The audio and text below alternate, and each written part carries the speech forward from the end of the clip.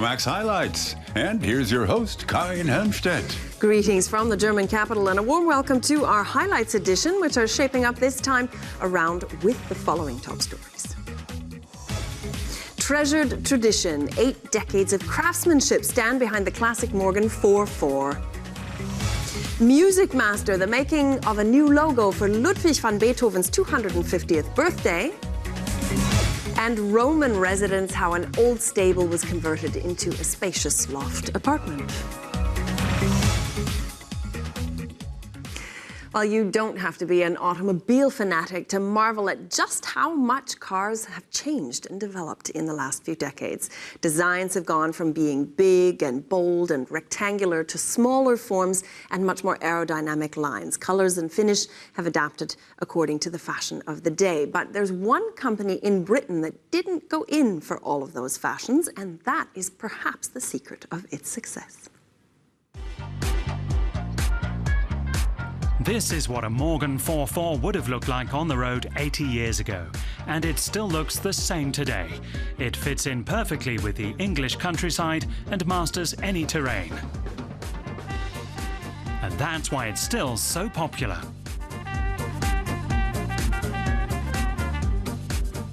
I always feel as if you're stepping back into a little bit of history when you sit in a Morgan because of the traditional shape of the car, but obviously it's modern engine, gearbox, final drive, brakes, an electrical system. So although it looks like an old car, it's actually a very well made car.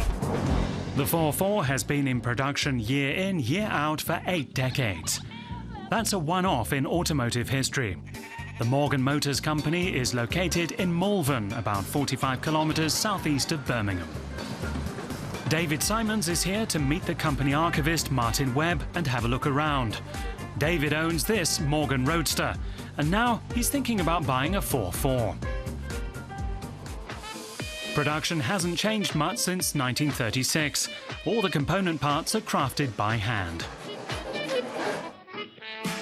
Because we're building a traditional style of sports car, this method of construction still works very well.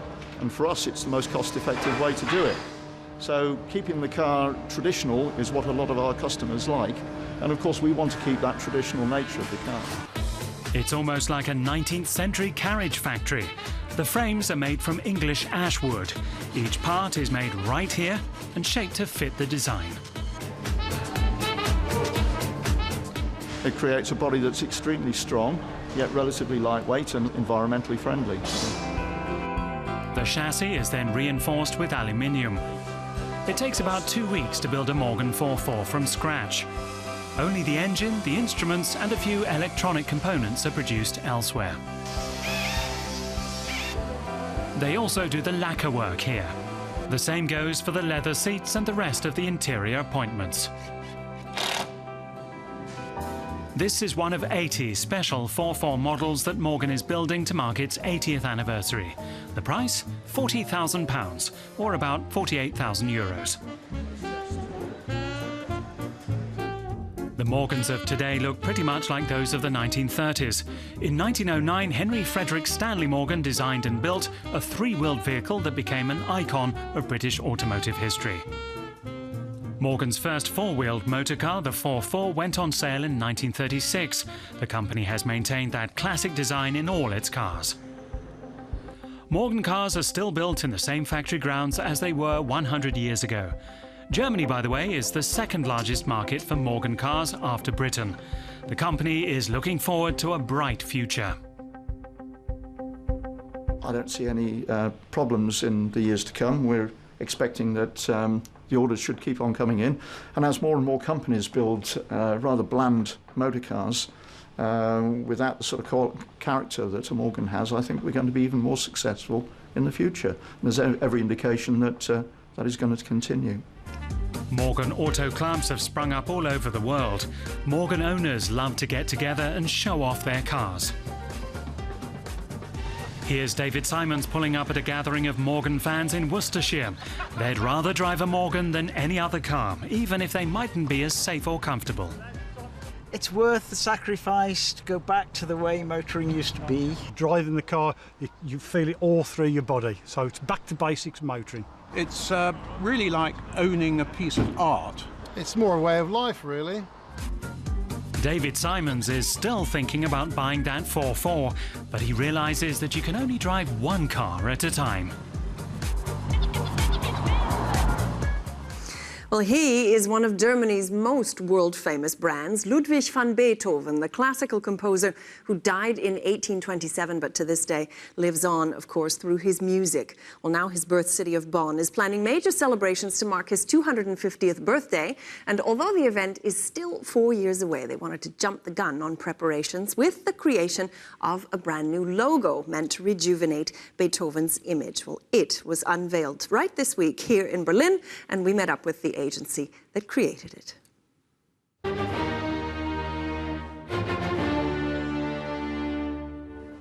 A work by Beethoven as we all know it, performed in classical style. Born in 1770, he remains one of the world's most popular composers. There's been no shortage of attempts to present Beethoven in a more modern light, with varying degrees of success.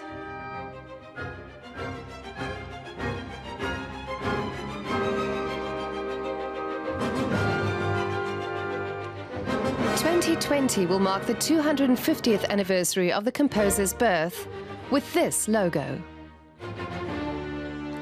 It was developed by award-winning Hamburg ad agency Jung von Matt, together with Beethoven experts from Bonn.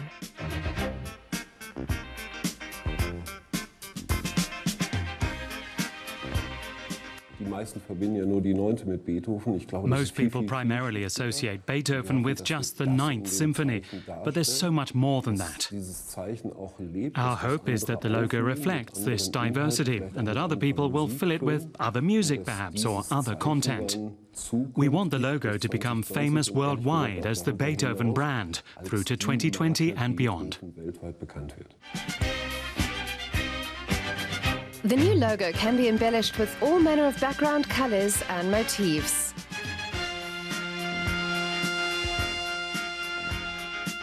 There are even plans for a gigantic three-dimensional version. The idea for the logo came from Helmut Andreas Hartwig. As a patron of the arts and an advertising expert, he was confident that a hip logo would help give Beethoven a modern image. Beethoven is a brand, but brands need recharging and refreshing, as it were. It's standard practice with major branded goods. But here there's far more at stake. Beethoven, the great composer, Beethoven, the innovator, a man who also saw the future. So the objective is to use the logo as a means of recharging the brand. This is where Beethoven was born, and also where the logo originated. The building in downtown Bonn is now a museum which documents the composer's life and work. Among the many original scores held in the archives is an unusually modern signature with the vowels missing. It was to become the inspiration behind the logo for the 2020 anniversary year. It has a very modern look, but at the same time it relates back to Beethoven himself. And that's what makes you look twice. I think Beethoven was just being efficient. Instead of writing out his name in full, he realized that this was enough. The team at Jung von Matt conducted their own market research to see whether it would be enough for others to recognize. Is Beethoven. Beethoven. Beethoven. Yes. That's Beethoven. Beethoven. Beethoven. Yeah, correct.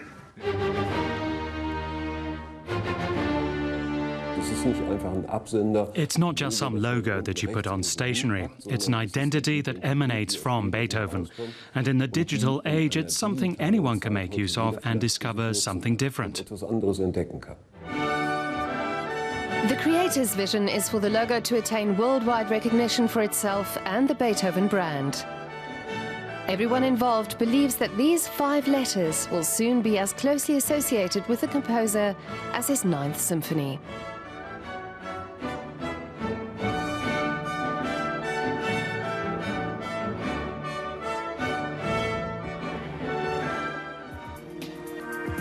dw.com/culture, your address for arts and culture on the net, with the best in music, film, and literature. You can also find audio streams of classical music concerts, along with our many cultural programs as video on demand. There's something for everyone. FC Gundlach is one of the pioneers of fashion photography here in Germany. His pictures brought a touch of class and colour to the rather dreary day-to-day of post-war Berlin. And as a mirror of the times, they also took on a historical value, eventually finding their way into galleries and museums. Well, on July 16th, Franz Christian Gundlach, as he's really called, turned 90, and for the occasion, One Berlin Gallery is honouring him with an exhibition. 90 years, 90 photos, and it's his selection of his best work from over the decades and invites the eye to linger.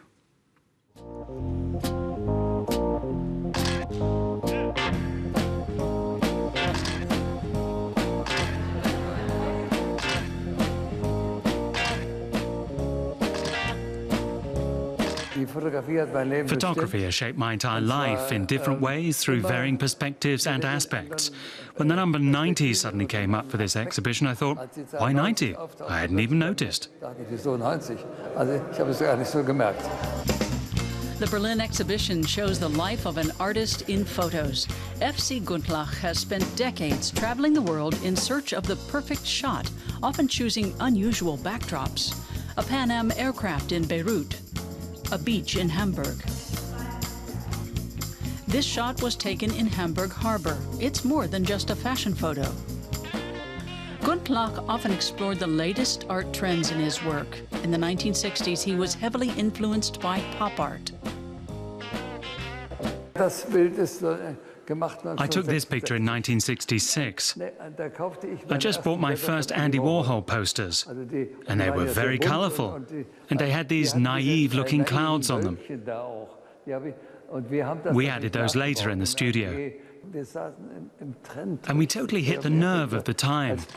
Pret-à-porter came in the 1960s. The 60s were the most important decade in my experience because it was the era of emancipation.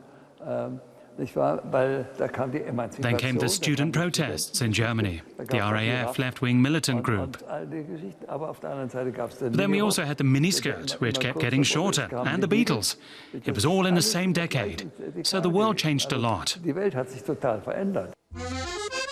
Gundlach photographed stars like actors Yves Montand and Simone Signoret in Paris.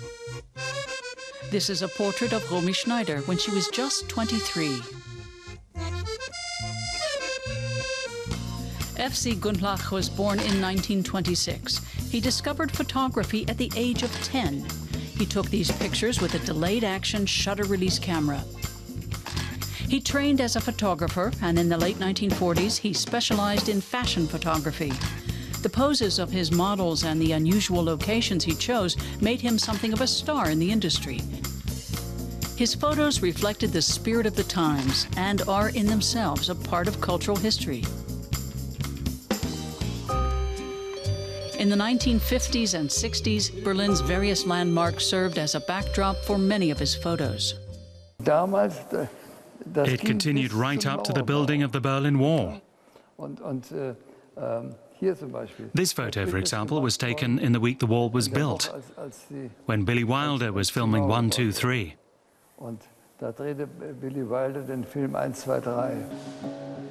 90 years, 90 photos. The exhibition highlights Gundlach's many international trips. In Iran, he found children weaving carpets. In New York, he photographed models on a helicopter. The idea for the exhibition came from one of Gundlach's long-standing friends. My friendship with him comes from the fact that he's someone from a rural area in post-war Germany who made it in the big wide world. He did his thing. And for 60 years, that hasn't changed. To this day, he's remained alert. He's still taking part in life. He has opinions. He stands out as a singular figure in our country. Gundlach has also worked as a gallerist, a university professor, and set up his own foundation.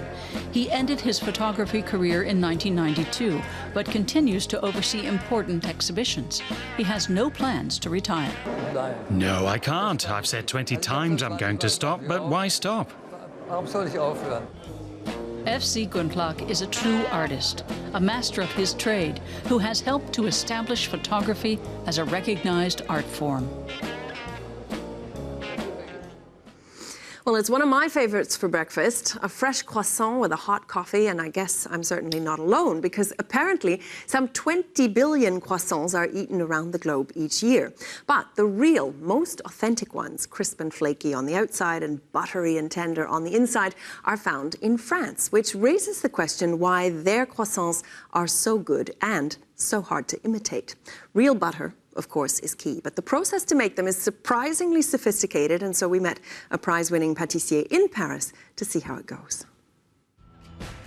Et voilà! The best croissant in Paris, maybe the whole world. It comes from one of Benjamin Touquet's award-winning bakeries in the Rue de Turin, in the heart of the French capital. We want to show that our profession wants to be involved in the making of good croissants. My team and I bake between 800 and 900 croissants a day. The croissants are so popular that they're usually sold out by lunchtime. But what's the secret to making world-class croissants? Is it the ingredients? Flour, sugar and salt. Benjamin adds some powdered milk too. Sounds easy so far. Then he adds some yeast. And water, maybe that's the key. We use really cold water. That keeps the dough cool so the yeast doesn't start to rise.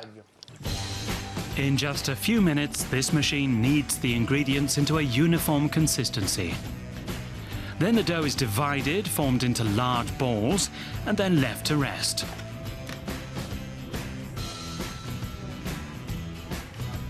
Now the bakers pat the dough into the proper shape and refrigerate it for 2 hours. Then it's time to add premium quality butter. Then the dough's flattened until it's just a centimetre thick.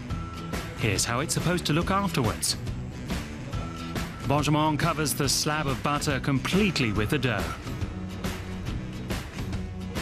And then flatten it out again. This process gives the croissant its distinctive flaky texture. The repeated rolling and folding of the dough is known as laminating.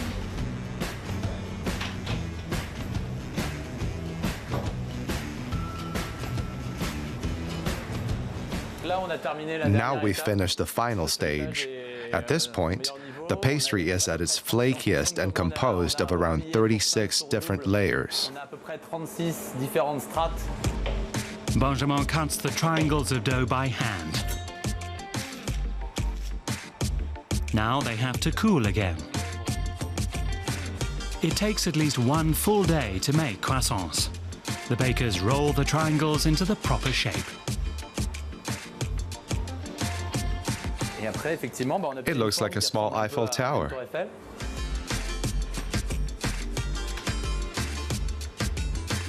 Benjamin's croissants are a work of art. But did you know that these pastries were not invented in France? In 1683, Vienna was under siege by the Turks. Some bakers heard them building tunnels and sounded the alarm. Vienna was saved, and the bakers were allowed to create a pastry shaped like the Ottoman crescent. In 1770, Louis XIV of France married Marie Antoinette, an Austrian archduchess. She had her favourite pastries, crescent rolls, baked to her specifications. In France, these crescents became known by the French name croissant. Croissants that have a straight shape usually contain butter. Those that are crescent-shaped usually contain margarine.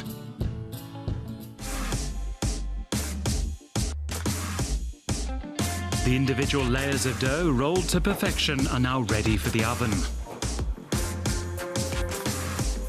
Benjamin applies a light spray of egg wash for that special glaze. The croissants are baked at 200 degrees Celsius for about 20 minutes. Et voilà, the best croissants in all of Paris, courtesy of Benjamin Touquet and his team. And finally, we'll finish off in the Italian capital, Rome, where we found a very special loft apartment. In fact, it's so unusual that it won the prize for Best Interior Design at last year's World Festival of Design. Now, it's the abode of two very well-known Roman tailors, and they were gracious enough to give us a private tour.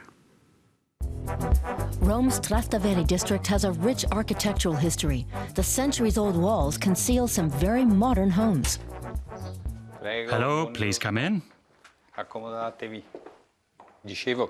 So this is a former stable and coach house that we've converted. We've retained some of the original elements, like this archway. But the architect also integrated some new features into the building, which used to house both horses and carriages. The loft offers 300 square meters of living space, with ceilings up to 10 meters high. Smaller rooms are grouped around the main hall. They can be reached through various corridors. This is our dining room. Here we have some old family heirlooms.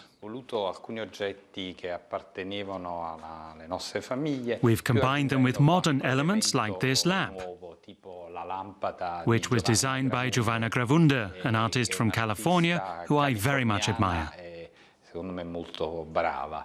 And these chairs were designed by Gio Ponti. They're very lightweight. We really like combining traditional and modern elements. Stairways and landings open onto new corners of the converted stable. This here is our TV room. It looks very different here compared to the other side of the house, which is a huge hall. This is a small, more cozy private room. And who would have thought that a converted stable would also have a huge rooftop terrace? The two fashion designers were given permission to install it on the roof of the neighboring building, which is a theater.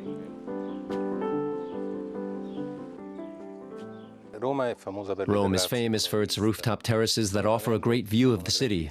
But this is more of a private garden which no one else can see. We have all Mediterranean plants. Luca Lucchetti and Mimo D'Angelo designed the loft together with local architect Massimo D'Alessandro.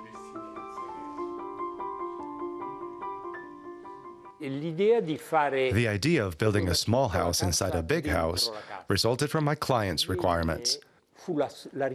They wanted a room that was isolated from the main room, where any noise would be shielded out as well. And that's what led to the idea of a house within a house.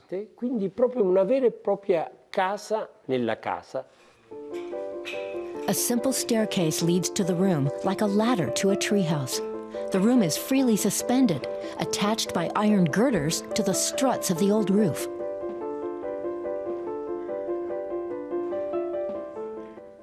You can see the structure of the room best from this gallery. We call it our treehouse. You can see the work of the architect very well from here. He built the capsule in such an ingenious way, it's almost like it's floating in the room. And I'm sure you're curious to know what it looks like inside. I'll show you. This is our bedroom. There's a dressing room and bathroom too. And from here we have a view out of the treehouse into the sky.